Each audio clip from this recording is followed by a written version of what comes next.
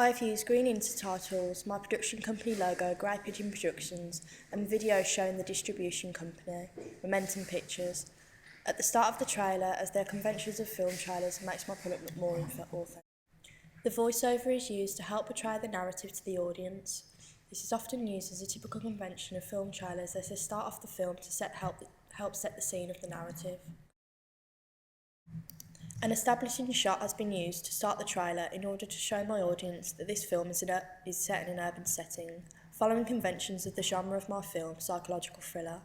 Following these conventions fits in with Rick Altman's theory of semantic and syntactic elements, constructing the narrative of the film. By using this convention, I am following the semantic elements of a psychological thriller genre. I have included an eerie soundtrack that starts off slowly and gradually builds up at the correct pace, linking in with my fast-paced editing. It gets deeper and more haunting at the stages where there is disruption in my trailer, a stage I have learnt and included from Todorow's theory of there being 5 stages to a narrative. I've used intertitles that link in with the tagline I've used on my DVD cover and billboard posters, Smart Girl, Pretty Girl, Missing Girl, in order to create continuity. All of the characters are introduced using a mid-shot, as this is a more intimate shot when seeing a character for the first time. The facial expressions point out to the audience which of the characters are more innocent. Ebony has a very dull and empty facial expression, suggesting that her mental illness has taken over her. Eva has a happy facial expression, suggesting that she is more innocent. This is perhaps foreboding to what will happen next, as we know there is a negative atmosphere about the trailer.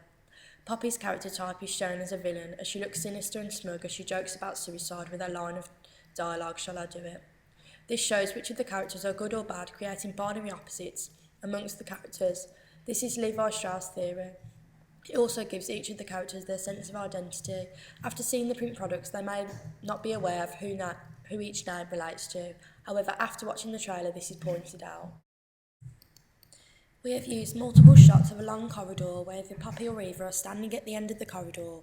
Their position consistently changed to create confusion and distortion for the audience. The long white corridor appears like a mental institute. This looks eerie to my audience, reinforcing the genre of the trailer. The dream filter I've applied points out to my audience that this is a hallucination and blurs the line between fantasy and reality. This creates questions for my audience, reinforcing Bart's theory of enigma codes. This is where the audience have questions that they want to be answered.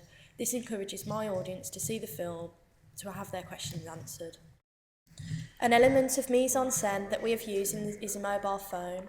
At one point in the trailer, Poppy's name and face is presented to the audience using a close-up to show the audience that this is an object of significance. This adds confusion as she is supposed to be dead. Then Eva's name comes up on the phone, calling her, which is supposed to show the audience what is reality and how Ebony's mental state is deteriorating. The sound of the mobile phone is also a way of putting the audience on edge, as again this creates enigma codes. The audience will want to know who is calling and why. I've used a mid-shot of Eva and Poppy laughing together, which has also had a dream filter applied to it. This is another hallucination which I've increased the speed on to make this seem more unrealistic and creepy. It is obvious that Ebony is not really seeing this, which I've tried to represent by editing the shot. As they are together, this creates confusion for the audience. These two characters do not know each other, suggesting that Ebony's past really is creeping up on her. It also suggests that the two characters are mocking Ebony, suggesting that she is insecure, reinforcing that she has a very negative mental state. In the middle of many of the shots, I've used the fade to black transitions and cross dissolves to make the narrative flow more smoothly and to make it look more authentic. The last shots of Poppy is a long shot to mid-shot and then to a close-up. I've used a cross dissolve here to merge the 3 shots together and create a ghost-like representation. This reinforces her character type, as at the end she is almost smiling at Ebony's misfortune. I have detached the audio from certain clips and added them onto other shots. When we see Poppy at the bottom of the balcony saying, "You made me do it," this is foreboding of what will come at the end of the trailer, building up suspense, making the dialogue more effective. There is a detached audio of Poppy's dialogue over an image of her standing in the spooky corridor. She's not actually saying this, therefore it adds to her ghost-like character. I've used an intertitle, "Your Life Vanishes," which leads up to my film title, "Into Thin Air."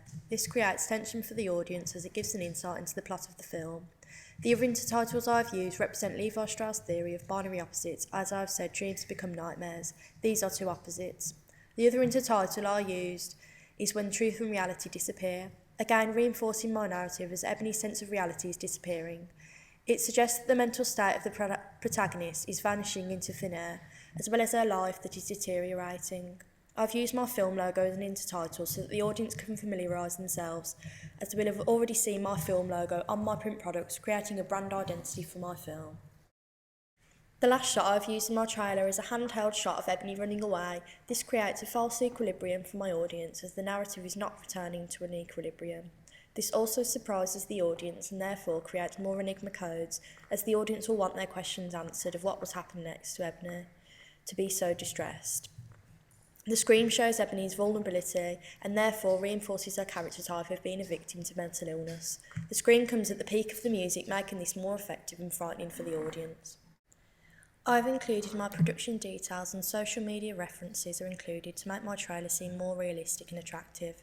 Using social media links make my product more accessible, and it suits my target audience as the film is aimed at 15-year-olds and onwards. These are the section of the market who will have more of a disposable income and therefore more money to spend on electronic products, therefore being more in touch with technological change and social media.